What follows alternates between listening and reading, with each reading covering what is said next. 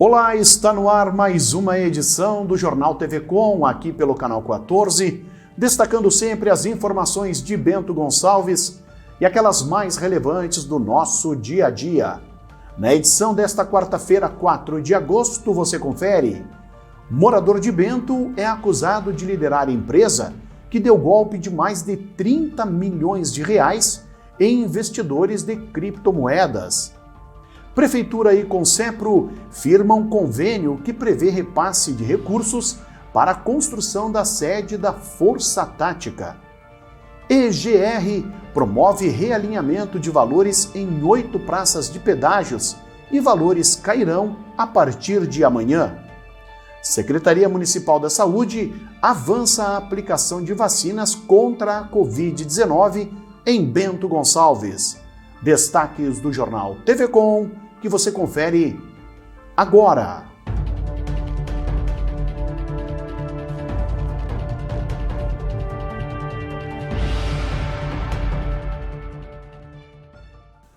Um morador de Bento Gonçalves está no centro de uma investigação de estelionato envolvendo a compra e a venda de bitcoins, as chamadas moedas digitais.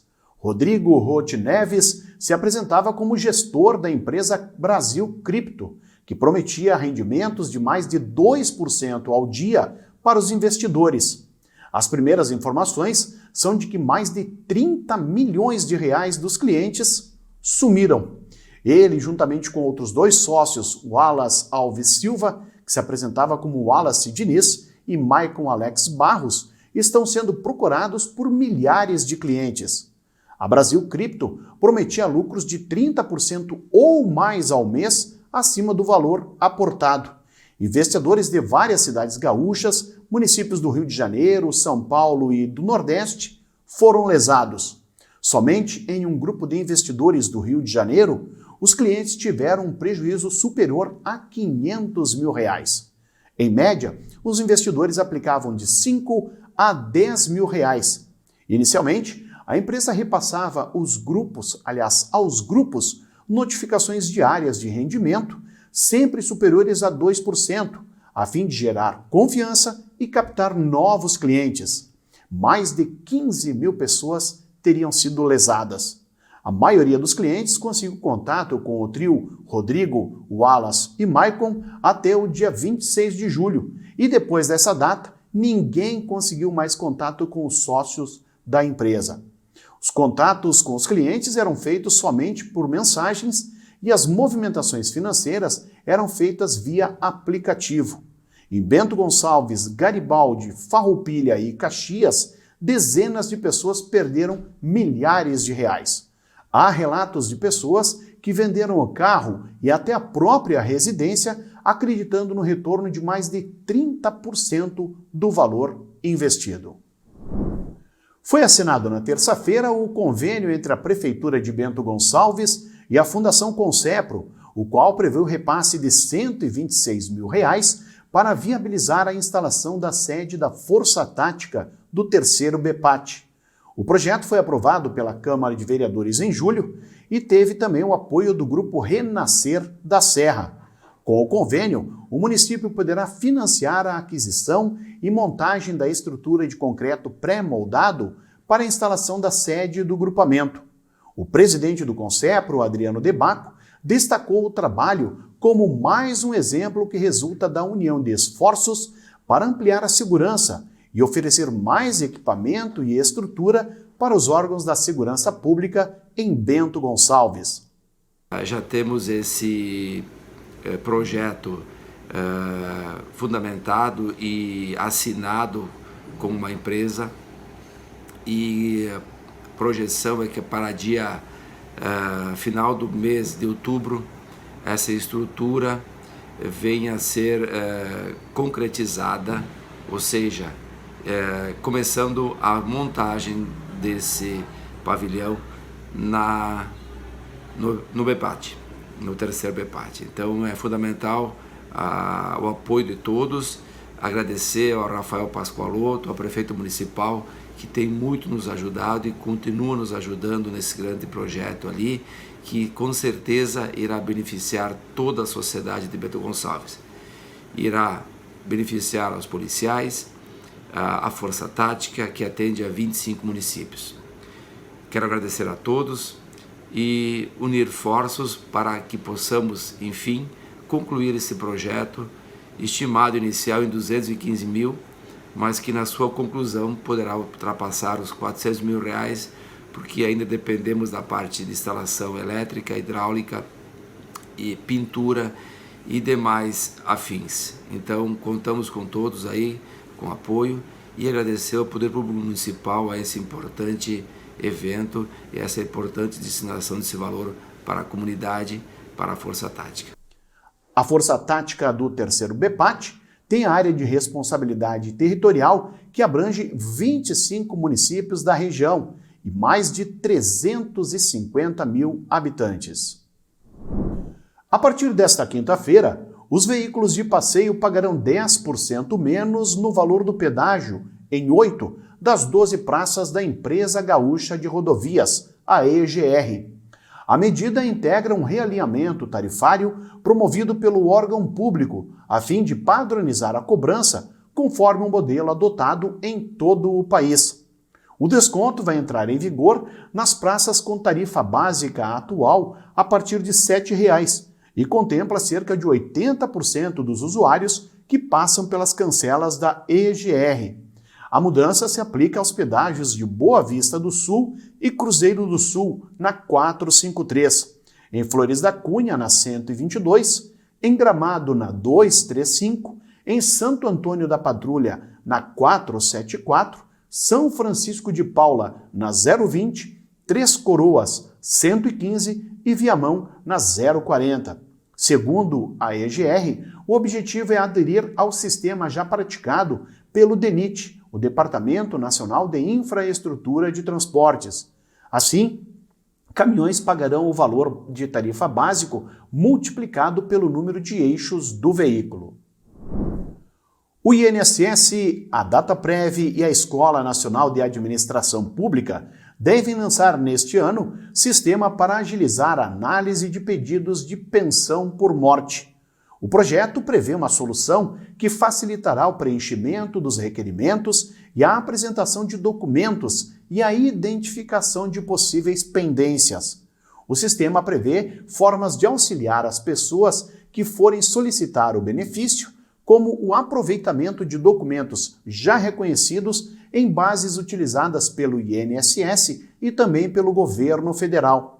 A pessoa que for entrar com o requerimento de pedido de concessão por morte será direcionada para fornecer as informações necessárias.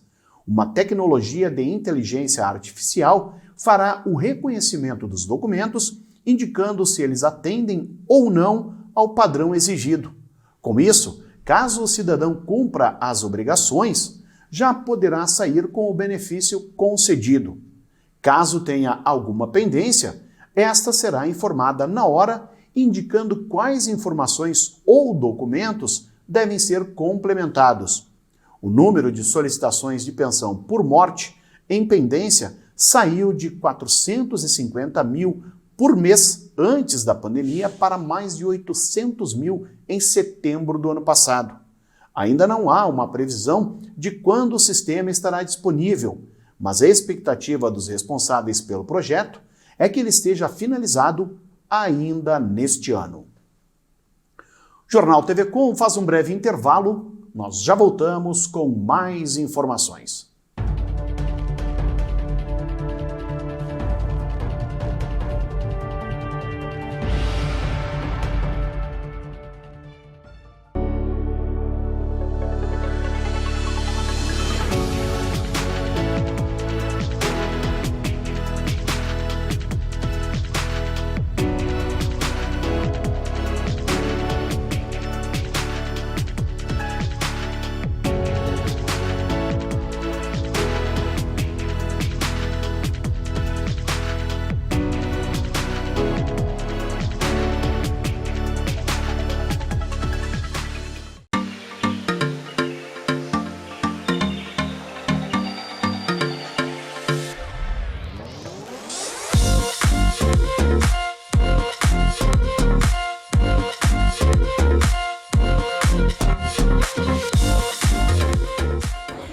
acontece com o mundo do vinho? A gente fala de mundo do vinho e nos remetemos a tempos antigos, tempos passados, né? Remontando uma história maravilhosa. E dentro desse mundo do vinho a gente tem a geografia, a história, a religião. E o que nós queremos trazer com isso é essa prática da experiência. E através do enoturismo a gente consegue sim transferir essa mensagem do mundo do vinho em todos os lugares. Então nos acompanhem que estamos só começando.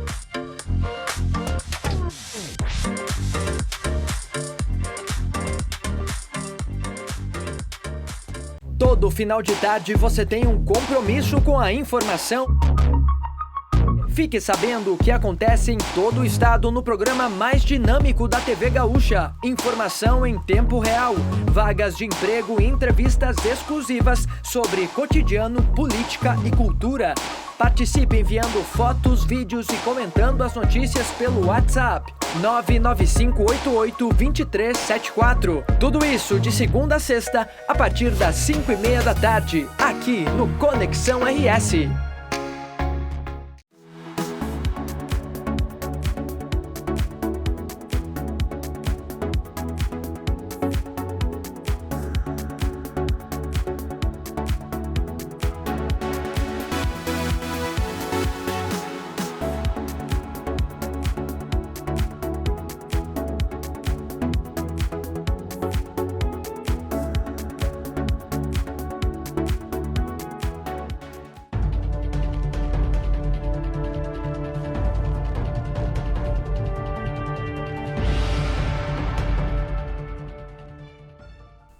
A quinta-feira será mais um dia em que não haverá alteração no clima, ou seja, o dia inicia com temperaturas baixas, haverá presença do sol e as temperaturas seguirão amenas.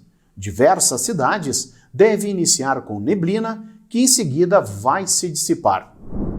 O predomínio é de tempo muito firme sobre a região sul do país ao longo desta quinta-feira. A circulação dos ventos mantém o tempo mais encoberto sobre áreas da faixa leste do estado de Santa Catarina e também do Paraná. No oeste do Paraná também tem uma variação de nebulosidade por causa da aproximação de novas áreas de instabilidade. Nas demais áreas, o tempo fica bastante firme, o predomínio é de sol e pode ocorrer alguma geada pontual sobre áreas da Serra Gaúcha e Catarinense, mas se ocorrer, é algo muito fraco. Com relação às temperaturas, em Florianópolis, o dia começa com 14 e a máxima alcança os 19 graus na tarde desta quinta-feira. Em Porto Alegre, a mínima é de 9 e a máxima é de 21 graus. E em Curitiba, o dia será um pouco mais gelado, com a mínima de 9 e máxima que não passa dos 16 graus à tarde. O clima-tempo aponta para Bento Gonçalves a presença do sol e algumas nuvens ao longo da quinta-feira, ainda sem a previsão de chuvas. As temperaturas devem variar amanhã entre a mínima de 6 e a máxima chegando aos 20 graus. Jornal TV Com traz agora o comentário de Adroaldo Dalmas.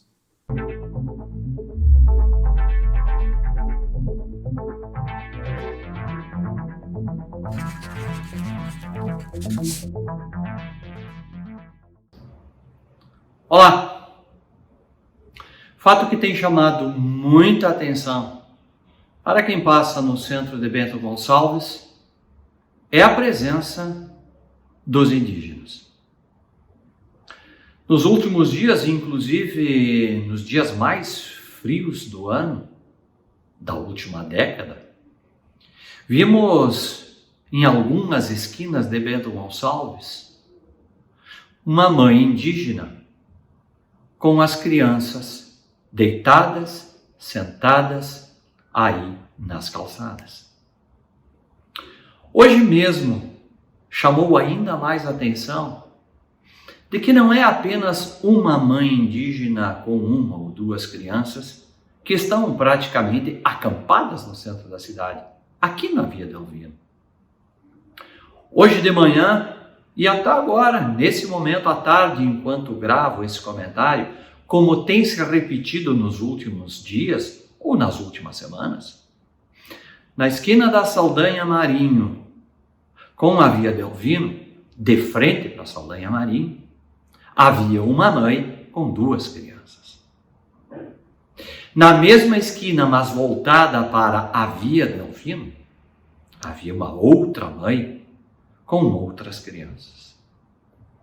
E a maior concentração na frente da prefeitura, do outro lado da rua, em frente ao Bob's, aonde reiteradamente ali uma mãe indígena tem ficado sentada ou até deitada, como era o caso de ontem, envolta num cobertor. Hoje, esta mãe indígena amamentava uma criança de colo e em torno dela tinha outras 3 crianças, na faixa entre 2 e talvez 4 ou 5 anos. Ali, com algumas coisinhas no chão, aparentemente para vender. Poucas coisas. Talvez dito artesanato indígena. A pergunta é a seguinte: é assim que vai ser todos os dias dos próximos anos? O que a prefeitura municipal está fazendo em relação a esse assunto? Primeiro era numa esquina, uma índia, 2 crianças. Agora são em 3 esquinas, 3 mães, mas 8 ou 9 crianças. Deitadas, enroladas em cobertor, de pé descalço.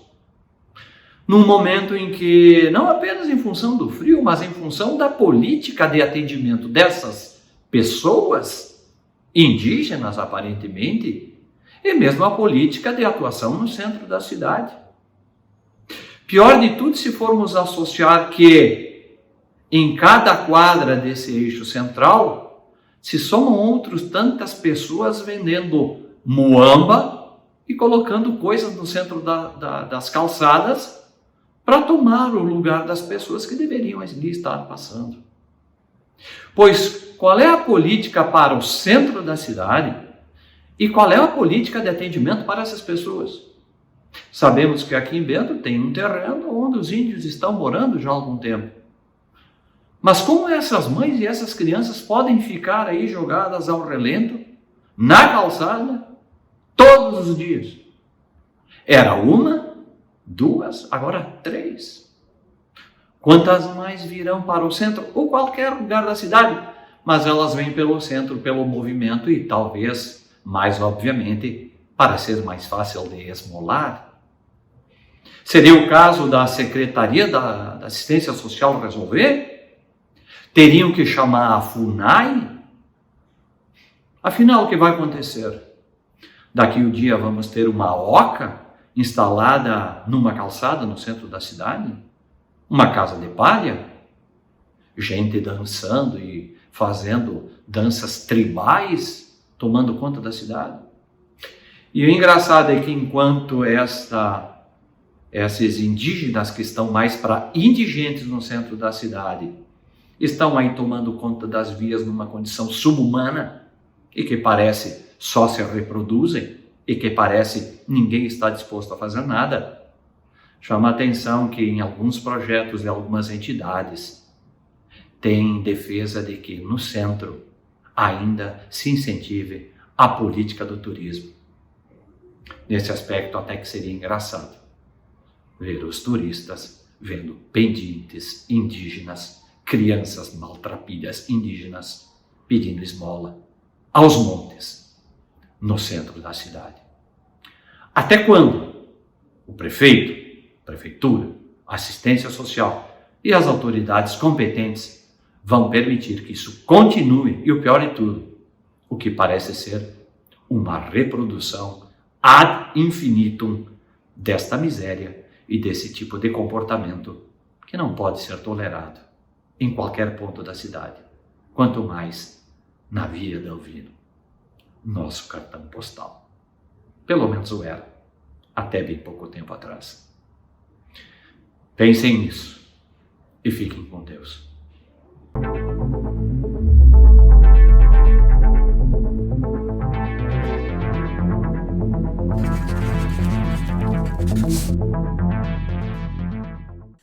E essa é para quem tem a solidariedade em seu DNA e curte uma gostosa feijoada.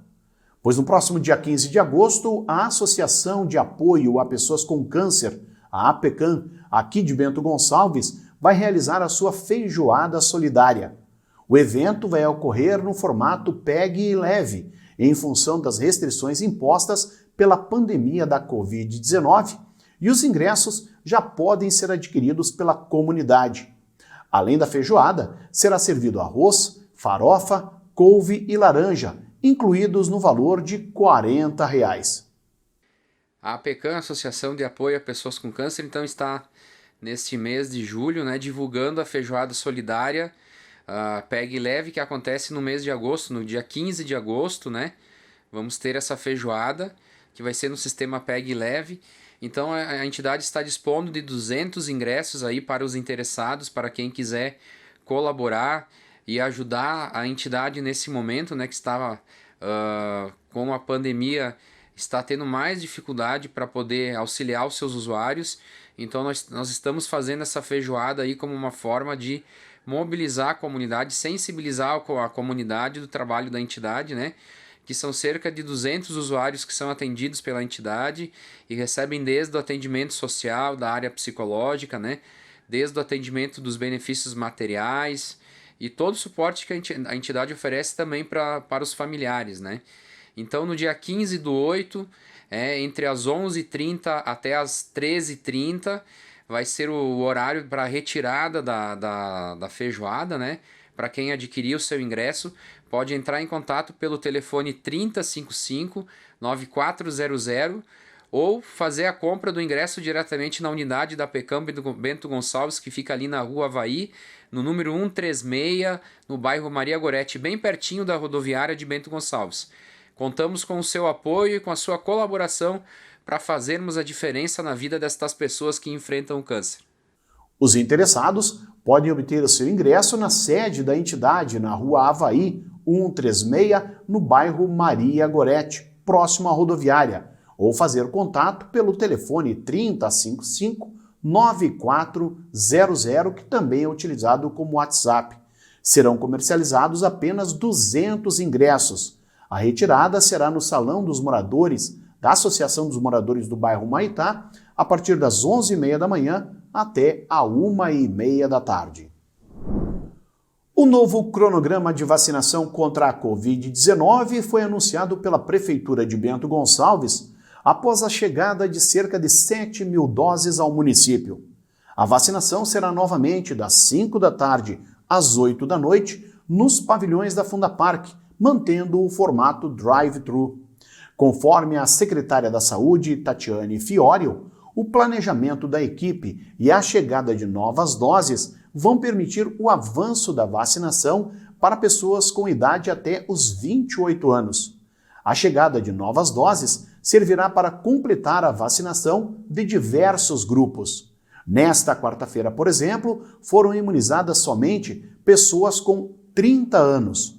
Amanhã, quinta-feira, é a vez das pessoas com 29 anos e, posteriormente, na próxima segunda-feira, dia 9, serão imunizadas somente pessoas com 28 anos. Como sempre, é necessário apresentar documento com foto, o cartão do SUS e o cadastro preenchido, o qual pode ser acessado no site da Prefeitura de Bento Gonçalves. Na sexta-feira, dia 6, será realizado o drive-thru para a vacinação da segunda dose da Pfizer para os profissionais da educação vacinados nos dias 27, 28 e 29 de maio. A vacinação vai ocorrer das 5 da tarde às 8 da noite na Fundapark. No sábado, será realizada a segunda dose da AstraZeneca para pessoas imunizadas nos dias 13, 14, 15 e 16 de maio. Para essas ações, a vacinação vai acontecer na Rua Coberta, das 9 da manhã às 5 da tarde. É necessário apresentar o documento com foto e cartão entregue no dia da vacinação da primeira dose. O portal do Governo do Estado mostrava ao início da tarde desta quarta-feira os números de casos da Covid-19 em todo o Rio Grande do Sul. A ferramenta disponível no site covid.saude.rs.gov.br monitora os casos da doença em todos os municípios.